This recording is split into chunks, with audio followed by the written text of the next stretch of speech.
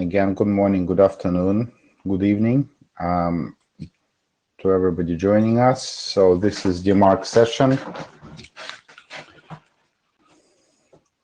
Today from the chairs crew, we're crew 2 with me and Tim.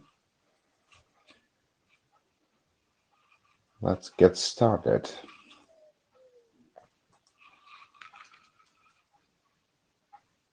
So I assume people have already seen Note well. If you haven't seen it, please have a look and read relevant documents.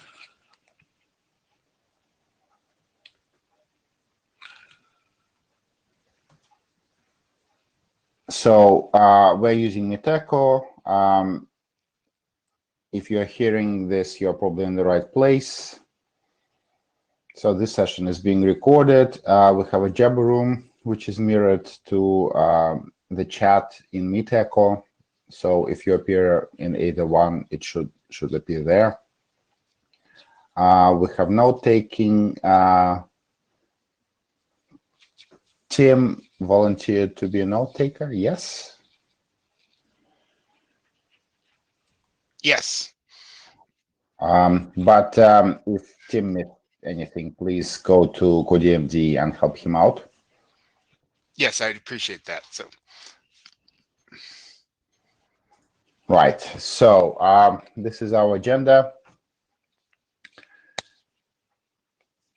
We basically have just split the main Dmarc biz document into 3 parts. So this is fairly new. We'll basically discuss a set of topics relevant for each part. In case of Dmarc base, there are actually 3 topics. We'll talk about PCT, possibly breaking out domain, organizational domain definition, and policy discovery. Any agenda bashing at this point?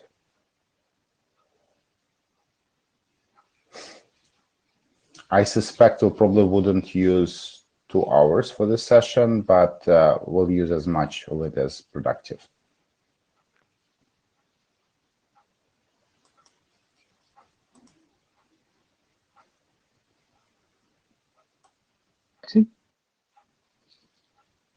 Yes, did I hear?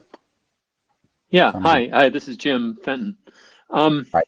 I was just looking at the issue tracker, and we've got an awful lot of open issues, and I guess one of the things that I was wondering was that is there a plan to do some sort of an issue scrub at some point?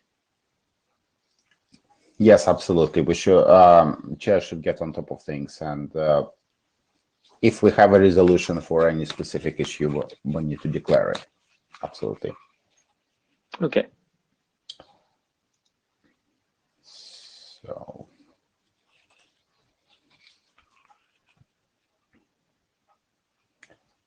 Yeah, just a very quick working group status. I already said there are 3 documents we have, which are the main focus of the working group at the moment. But because the documents were published so recently, for this session, there is really no expectation that people read them. I mean, it's nice if people did, but I think it's probably too much to ask on such a short notice. So,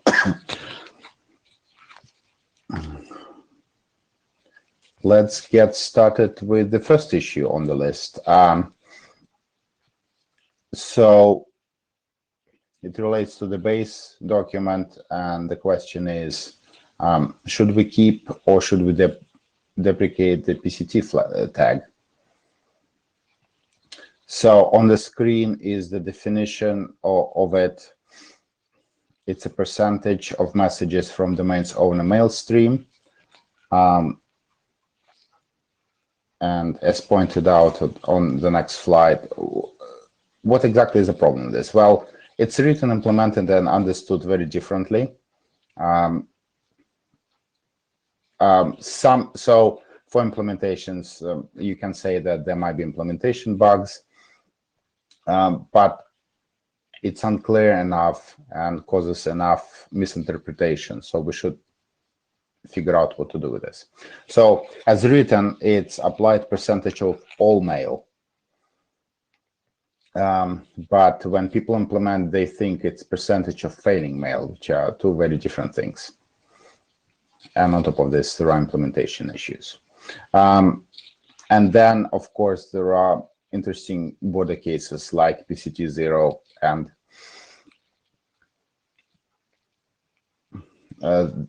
what's the meaning of things like P equal quarantine with PCT0? Does it mean P equal none? Or what exactly does it mean? And do actually people implement the edge cases correctly? So the question for this group is, do we need it? Consider that there is P equal quarantine. Should we make definition consistent? Let's discuss. Todd, you can go ahead. Yeah, regarding the perverse incentive of P equal quarantine percent equals 0, I don't know if it's true any longer, but there was a time when if one wanted to get correct reports out of Google, especially mail that was transiting any sort of Google groups, one had to have the P equal quarantine percent equals 0 as a substitute for P equal none in order to get those reports. Again, they may have fixed this. This was several years ago when this was true, but that was the reason, I think, for the perverse incentive in the first place. In general, I'm in favor of getting rid of the percent tag for the reason stated, that it's just probably not implemented correctly, but we'll need to make sure that that won't have any impact on any reports coming out of Google first. Thank you, Todd.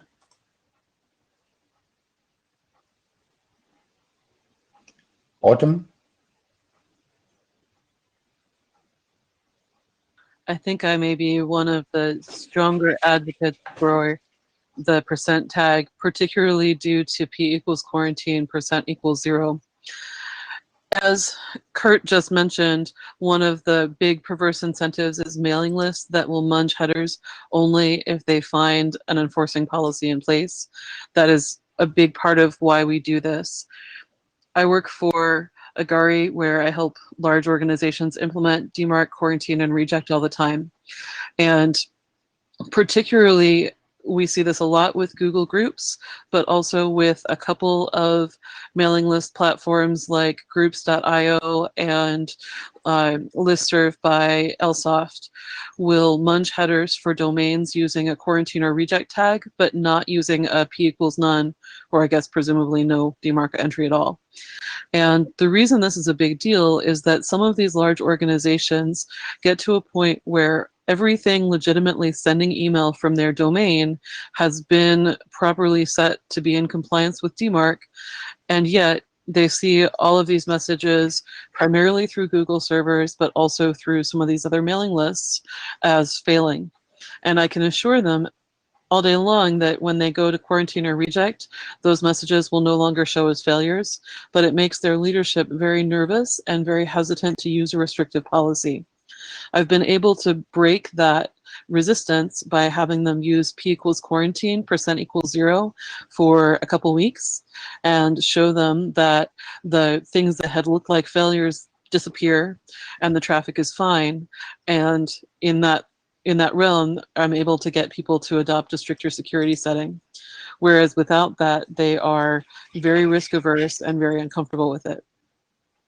So do you think it's something that we can clarify by additional text one way or the other? So like it's sort of like a special case, PCT equals 0, and even if we take PCT equals 0, PCT out, we can still add text explaining that.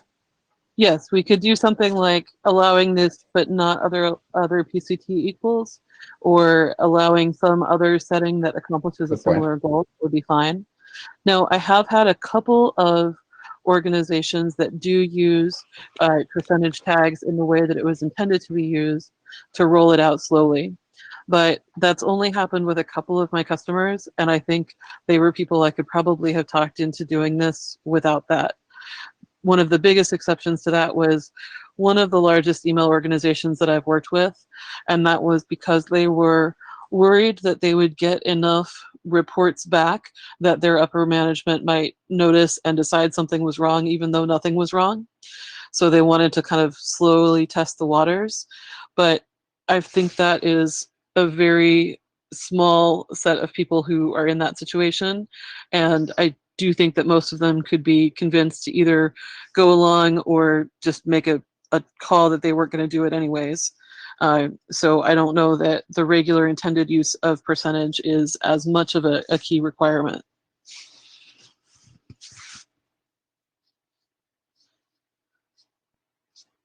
Thank you, Alwyn. Hopefully it's connected correctly. Regarding the percentage tag, in a way, Autumn also mentioned it from an implementation perspective. From a practical perspective, I've only seen very useful cases when moving from quarantine to reject in the more, the more restrictive policy component, in a way to test, well, or at least have confidence in enforcing the policies even more. I do recognize that in the earlier stages it's confusing, from in policy none or perhaps in the policy quarantine, but dropping it to actually have a gradual control of moving from quarantine to reject, I might see some difficult issues when running implementations, or at least helping people implement Dmarc. All right, thank you. Jim?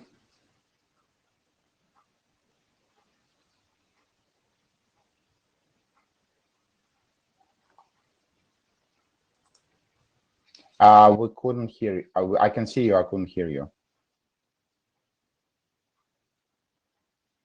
I clicked and it didn't make it through. Two things. I was under the impression that if you said P equals none and specified reports, you would still get reports about the failures that were happening. And I kind of thought that was the same thing as saying PCT equals 0. If I'm wrong about that, please let me know. The other thing is, I'm wondering if deprecate is the right term here. We're writing a new standards track specification to replace an informational thing. Do we need to deprecate anything? Shouldn't we if we're not going to do it, don't we just leave PCT out because this is the first specification, really? Yeah, I mean, you're right. It can be, it doesn't have to be as strong as actually saying not use it, but can just leave it out. But it's still the question is, if we leave it out, what do we have some wording around why we did it, explaining the reasoning, or so, yeah. All right. Okay, and I see that Autumn has kind of answered me on the chat. P equals none with reports, you get reports, but not header munging. So thank you. All right. Okay. Anybody else? Oh yeah, it just, I'm very sorry I wasn't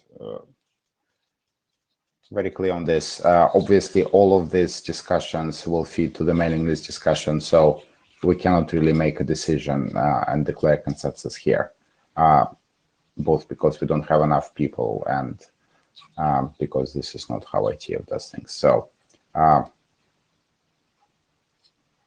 yeah, so thank you for the comments. We'll bring them to the mailing list.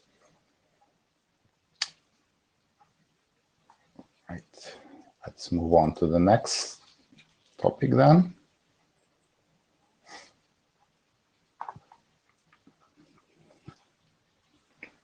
In regards to aggregate reporting, hold on. Yes, in regards to aggregate reporting, a couple of general questions. One is about extensible reporting. What kind of extensibility we should allow? The grammar is quite restrictive at the moment.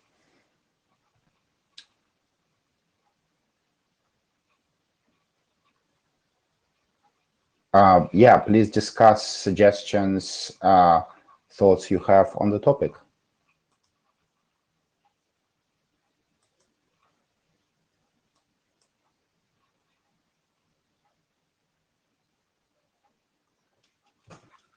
Go ahead, Autumn. All of the extensible options you had in mind, but one thing that comes to mind is that Gmail is including DKIM selectors in their aggregate reports, but that's not common elsewhere, and I really like it, so I'd love to see more of that.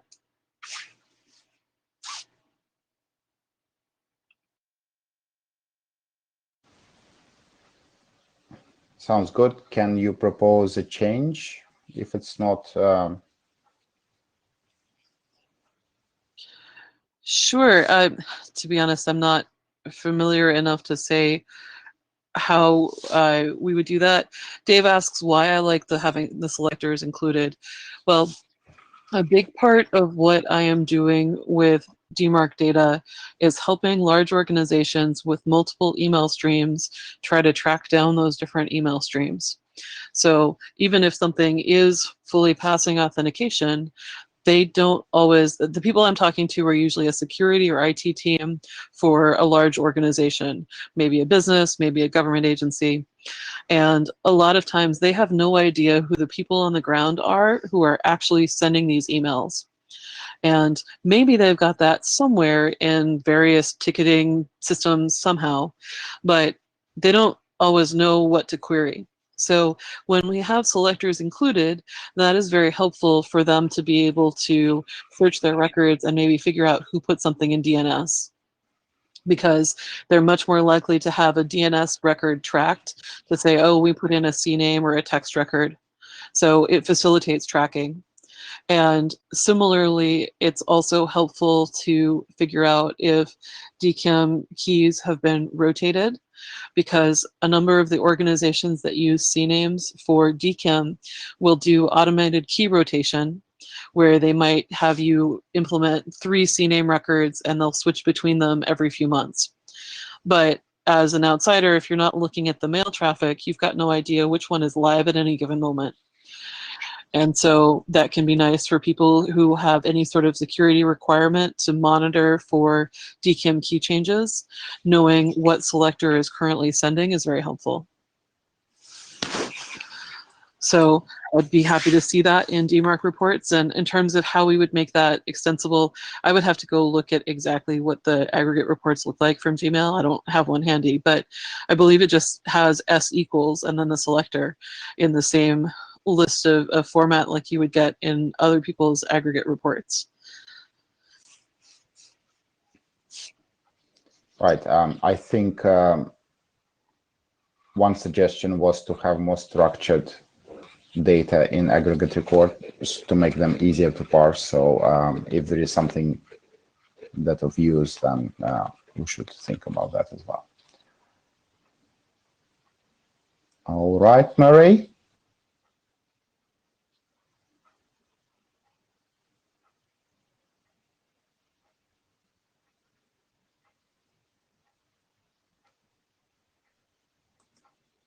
Murray, would you like to be next?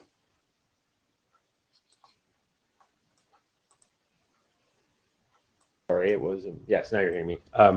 Yes. We did RFC 8601 recently to revise authentication results, and part of that was to add header.s in support of doing exactly what we're talking about here. So I think that's one that makes sense to do. I thought it was tracked as an issue to do that in particular, but so that's the most common use case I've heard in terms of extending this. All right, thank you. Todd? Chat, but it is tracked as an issue, Murray. It's issue 57. Make DKIM selectors required in Dmarc reports. So there is already an issue for this.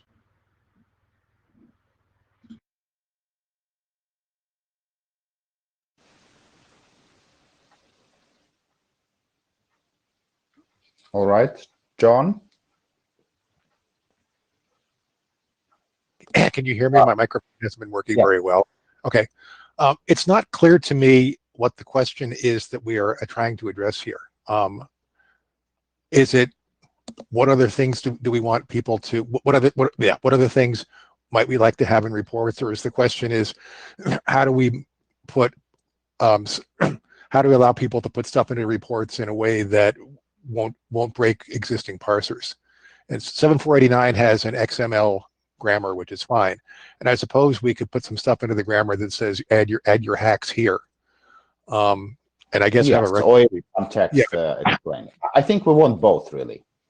Okay. Encourage, if there are any specific things that are commonly used, add them right away, as well as some text about where to stuff your extensions. Okay. Yeah. I mean, because I have an XML parsing script, which I believe does not attempt to enforce the grammar. So it might be, yeah, I suppose just some comments saying like there might be extra stuff, just ignore it would be a good place to start. Right, as opposed to just aborting and throwing everything out. Yeah. Okay. All right. Anybody else?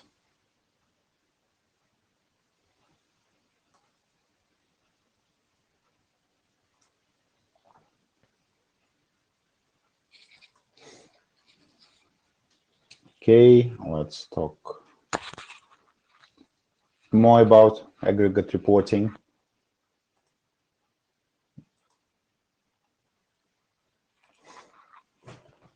The two other obvious things that needs to be done in this area is full text from ARC reporting, if that's becomes the way for dealing with indirect mail flows, and as well as no such domain reporting. If you have comments on these topics, please come to the mic.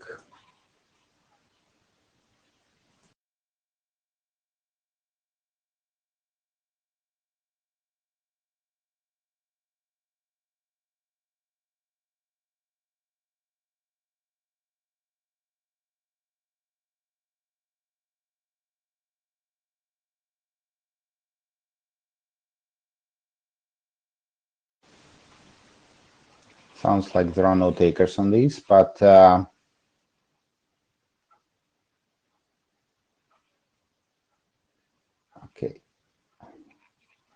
Okay, John, go ahead. I guess what I said in the chat is these both seem reasonable, and I guess I would encourage whoever suggested that they want these reports to send some snippets of XML so we can see, we can try and nail down what it is they're reporting. Because I could imagine, particularly for ARC, a range from, yeah, they used ARC to here's the entire details of all 473 bits of stuff in the ARC chain. Right.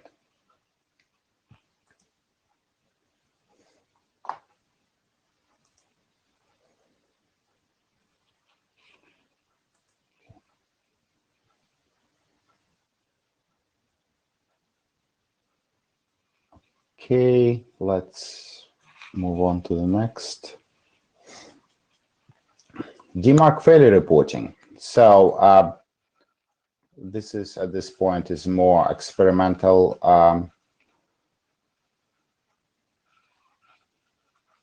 Questions are for this: which fields should and should not be included once strawman is just include from and to?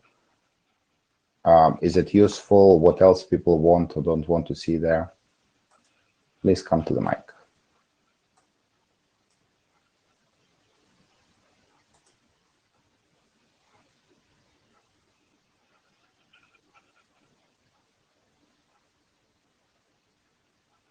Go ahead, Mary.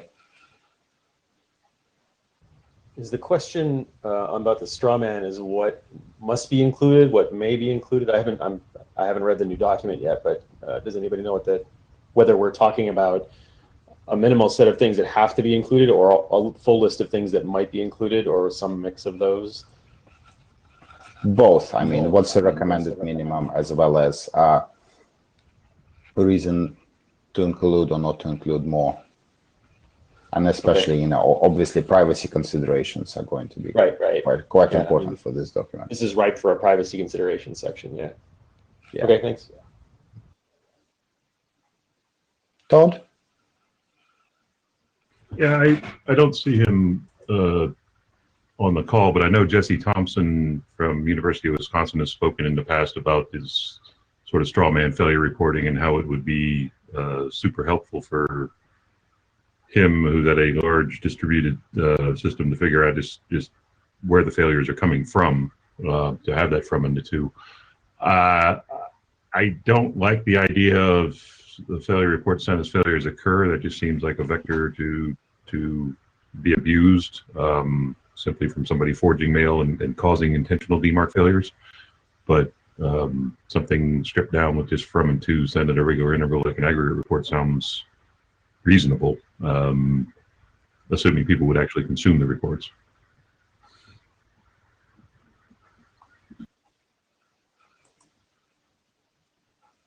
All right, thank you, Todd.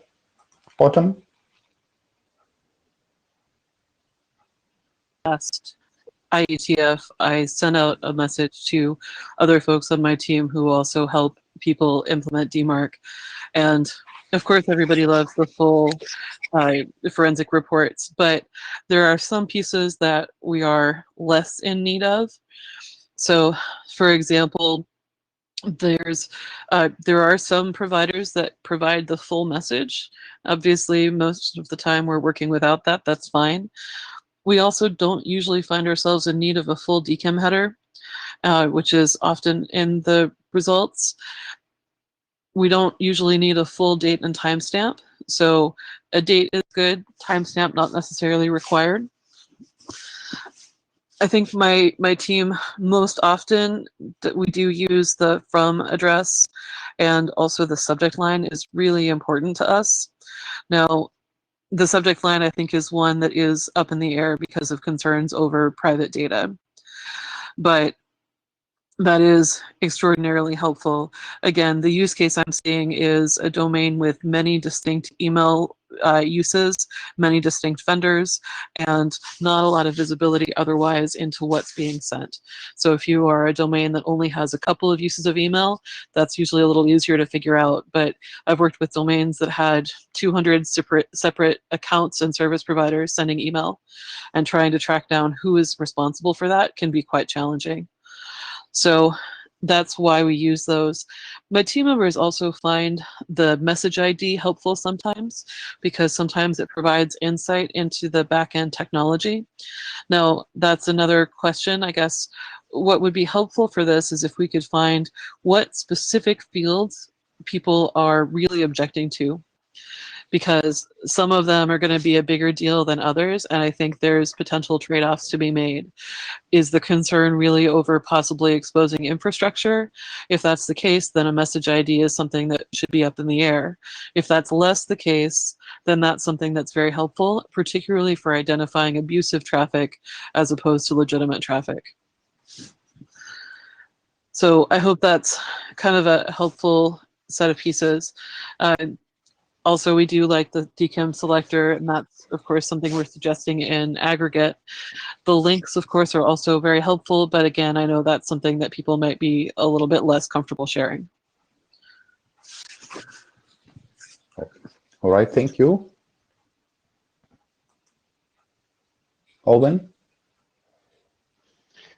Yeah, so partially a comment regarding the traction around the failure reporting. So I think because the subject is so PII heavily ridden, a lot of implementers actually did it directly said, well, we're not going to touch the subject until the privacy issues have been resolved.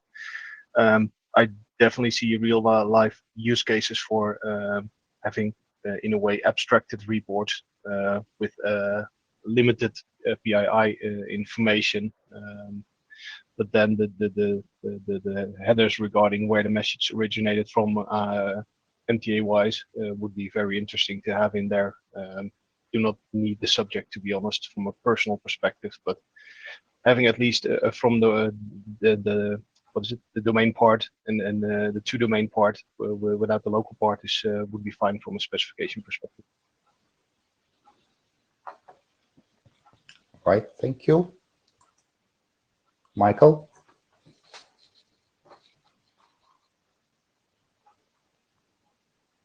Yeah, so in the past, I've found the full failure reports, which we received as a contracted party. A lot of folks don't send them publicly.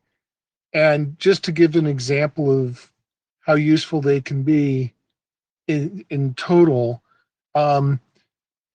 Because we had control of our mail flows, essentially, if we looked at all of the URLs that we were sending from our own mail, subtracted those from the failure reports, all that was left was badness.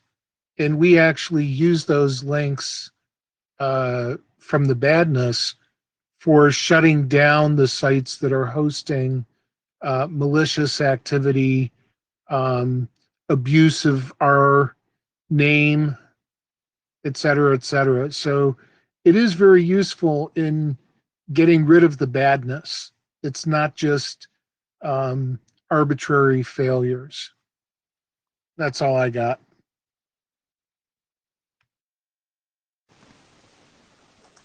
Thank you. John? I have to say, I don't entirely understand what problem we're trying to solve here. I mean, I'm looking at my folder full of failure reports. The vast majority of them come from two places, probably the same two places everybody else gets them. And what I see is that most of the failure reports have what appears to be the full header. And one Microsoft subsidiary sends the whole thing, which is very generous of them and kind of startling. But it seems to me that it's a local policy decision of what privacy issues you have, and I think we can come up with a complicated spec of some sort. But the reality is that most people won't send failure reports, and the ones that do will redact it to make their lawyers happy. So I don't see a whole lot of value in saying anything any more detail. Well, send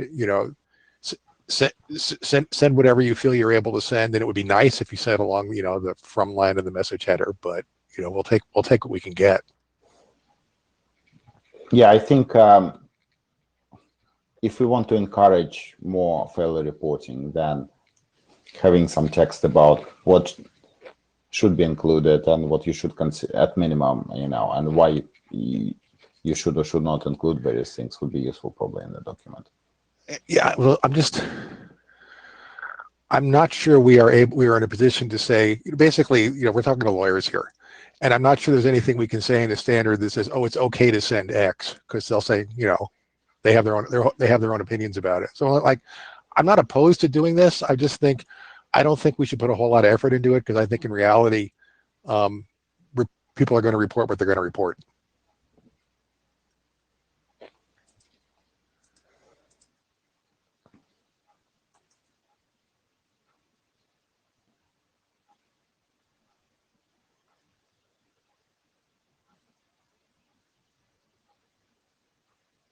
So Kurt in the chat was saying, your suggestion sounds like a usage doc, not a spec. Well, the boundary is sometimes sort of a bit gray between these two. So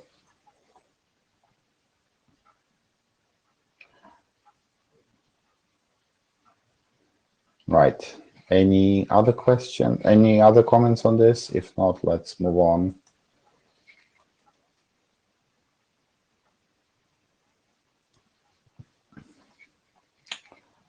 Right. This might be an interesting and long discussion or not. We'll see. So we had a discussion started on the mailing list about splitting out org domain to different documents, so that if we revise where it is, is it PSL or is it something else? If we change the mechanism how this is retrieved, then we wouldn't have to revise the Dmarc base itself. Comments in favor, comments against this. Let's discuss.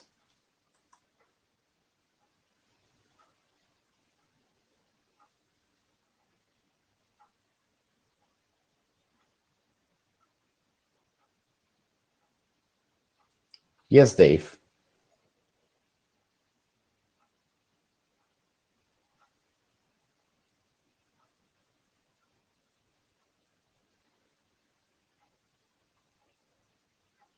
Dave, if you're talking, I'm not hearing anything.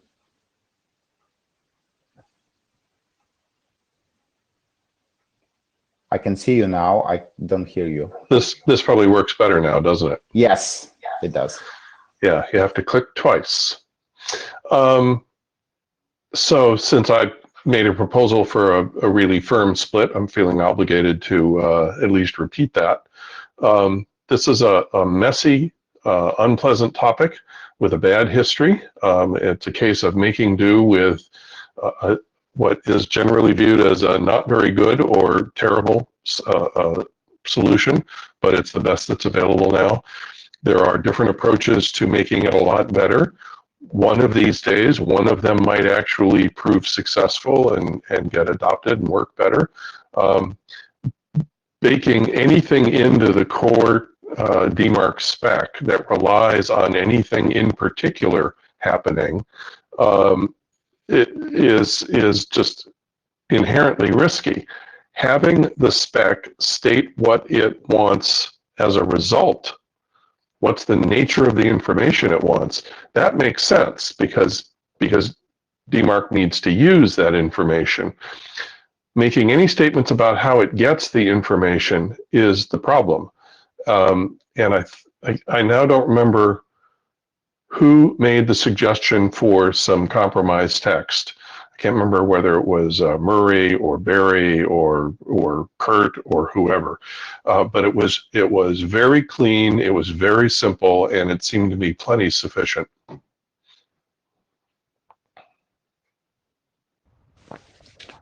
I'll take credit for that. If people want to volunteer themselves on other people to be editors for this, please also let chairs know. You don't have to do it in a meeting if you're not comfortable, but well, my point was some text was offered. It was, I think, 2 sentences, and it seemed to me plenty sufficient. The first sentence said, we're not specifying it, and the second sentence said, by the way, there's some existing practice. I don't remember the exact language now, but it was along those lines. And the important part was it wasn't normative and it wasn't technical detail. all right, thank you.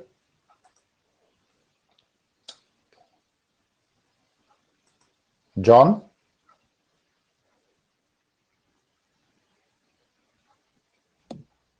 I'm going to shock you all and almost agree with Dave. I mean, on the mailing list, first I was saying, no, we shouldn't do this. And now I think we should. I just want to make sure that we agree that when we split this out into another document, it is possible that what we end up specifying as the org domain will not necessarily be the same domain that the current process finds. And in particular, if we do a tree walk, it won't be. I mean, I'm fine with that. I just want, if we're going to do this, I think we need to make sure that everybody understands that that's where this could lead. Right, and this nicely leads to the next set of discussions we're going to have. Murray? John's right, of course. My thought would be that we produce an org domain document that just is basically a transplant of the current PSL text from 7489 into something, and that's the thing that my proposed text referred to as, this is the legacy thing everybody's been using for a while, but you can use other things as they appear.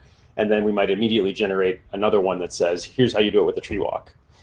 You could put those two in a common document. How you organize that is really not important, I don't think. But I think it's going to be important to preserve what was there, but very clearly label it as, this is what we came up with originally. We don't love it. It served a purpose for a while. Watch for better things. And then the tree walk might follow on right immediately, and that might be the preferred thing.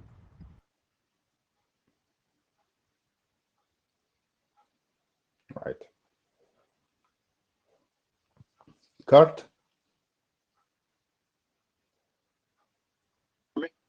Yeah. Is it coming through? Yes. Yes, I can think hear you. what makes more sense to talk about the policy discovery first, before we worry about whether or not an organizational domain is even relevant, because talking about splitting out a sub-spec of how to find an organizational domain when we potentially don't even care about an organizational domain because it's now obsolete seems like getting the cart before the horse. There is that, but I think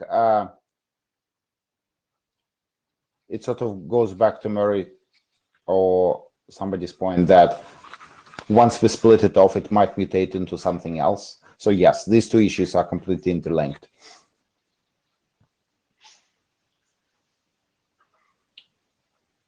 All right.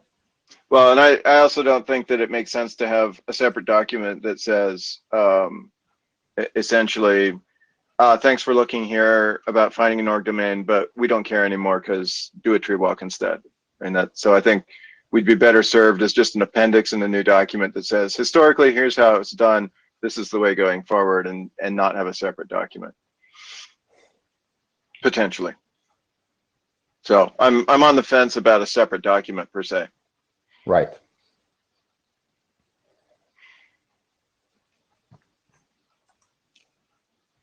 Any other comments?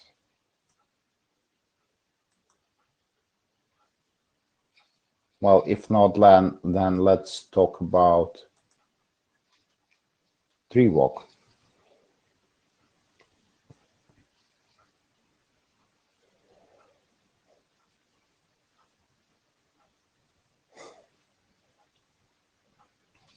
So yeah, as already pointed out on the mailing, this solves some existing use cases like nested organizations, governments, universities, as well as top-level domains, which are currently explicitly prohibited.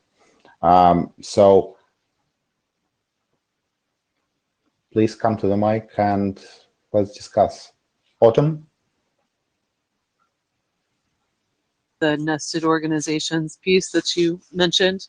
So I've seen this a lot in higher education, and sadly Jesse's not here to join us, but this is a big issue that I see in almost every university I've worked with. For a while, I was working on a Dmarc policy with an organization that was a particular grad school, and the grad school was part of a much larger university. And so their primary domain was effectively grad.university.edu. And then they had multiple subdomains of, english.grad.university.edu and tech.grad.university.edu. And for all of those, they really had wanted to be able to have a policy at grad.university.edu that could handle reporting, for example, for every possible subdomain out of what was their organization's primary domain. It just happened to be a subdomain of university.edu, and university.edu itself was not interested in implementing Dmarc. So I don't know how often this use case occurs, but I do see it a lot with higher education and government as well. And that's where I think folks would be really happy to have something like this. Now, I can see where there could be a lot of downsides to performing effectively an infinite tree walk. I mean, how many levels out are we going to go before it causes serious load issues or what have you? But even allowing for 1 or 2 additional levels would be very helpful. Even just 1, I think, would make a big difference. Yeah, I think some of the proposals were to limit how many you will do, and we'll obviously need to figure out what the number is. Right. Thank you. John? Yeah, I went over and asked our friends in DNS land how much do they hate tree walks, because it used to be a total killer. And the response I got was like, oh yeah, whatever, which rather surprised me.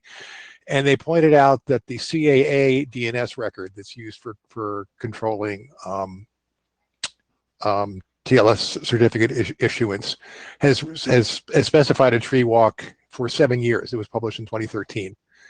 And I can tell you from experience arguing with certificate authorities that they actually do that. So I think if we, and people said, and they said, yeah, you can do a 100-level thing, and I said, well, who has ever had an actual useful domain more than maybe 5 levels down, or maybe 10 levels down? So, and everybody seemed to say, yeah, it's like, okay, do a tree walk. And if you're worried about it, limit it to 5 levels. And then they had a couple of other little implementation tricks you might do to take advantage of the fact that if your DNS cache is an NX domain at a certain level, then it can automatically tell you without going back to the authoritative one, there's nothing below it. So, I mean, from an implementation point of view, and if you, I'd say do a tree walk for 5 levels and tell people if you want to have stuff more than 5 levels deep and get Dmarc reports, then you better put a Dmarc record at least every 5 levels, and I think we're done. I mean, and the only issue here is sort of being, I take Autumn's point of view of the universities that I refer to as the Holy Roman Empire model of governance, and that there's and you basically, you cannot tell from the structure of their DNS tree who's in charge of what.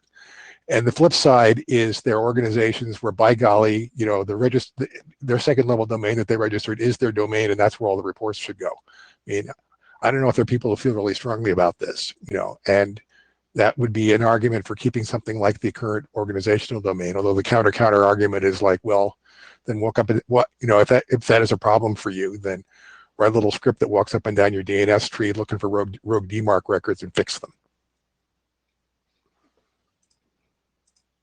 Jim? Hi. So I have to say that I'm rather amused by the idea of doing a tree walk here, because we discussed it extensively when we were doing ADSP, and it was just like, well, no, you can't possibly do a tree walk. It was considered, it was really toxic at the time. And I have to say, I mean, my recollection is that the objections to it didn't come from the DNS folks. It came from the people that are in this meeting. Anyhow, I still think the tree walk is a reasonable solution if it's limited. I don't think it needs to be very many levels. I don't think it's going to create a heavy load. But one thing that you do want to make sure that you have is that the record that you get to with the tree walk needs to have a flag in it to indicate whether it's intended to apply to lower layers, because otherwise, you might want to have a lower layer that doesn't have a policy or doesn't have a Dmarc record, and a higher layer that does, and you don't want to essentially have including the tree walk make that happen unintentionally. Thank you, Jim. Wes?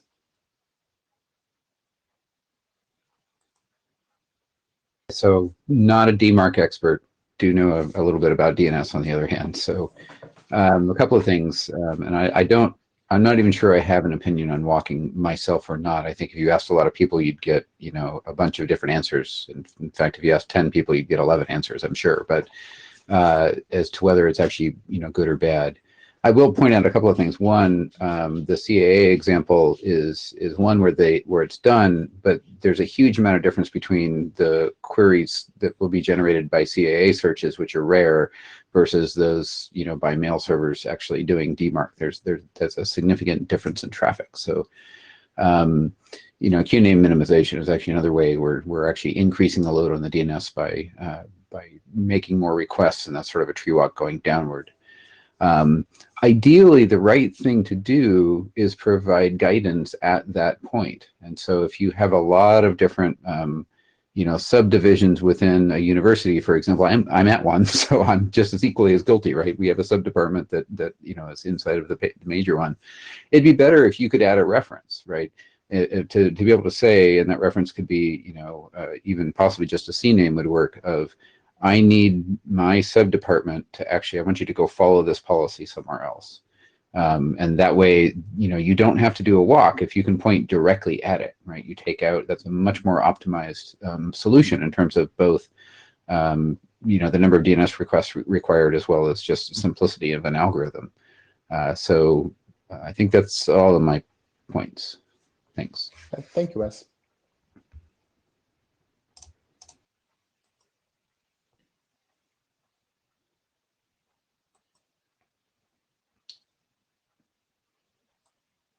Any other comments? Anybody who wants to maybe have a strong feelings against DNS walk?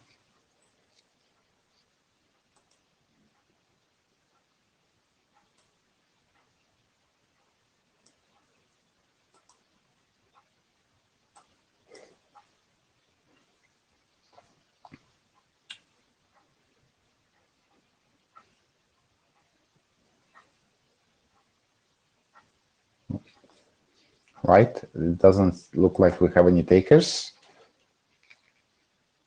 And this was the last slide. So are there any other topics that people would like to discuss in this meeting?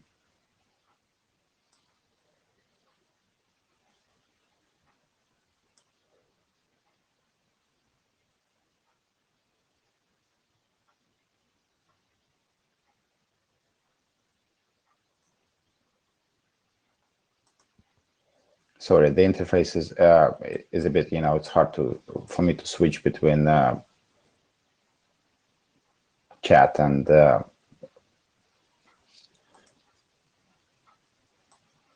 seeing who wants to talk.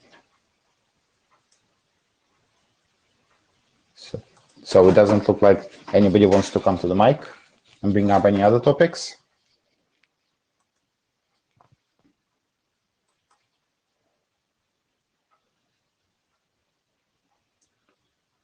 So in this case, let's wrap it up. I hope this was useful. I certainly learned a few things. We should have good notes, and we'll take discussions to the mailing list. Thank you all for coming.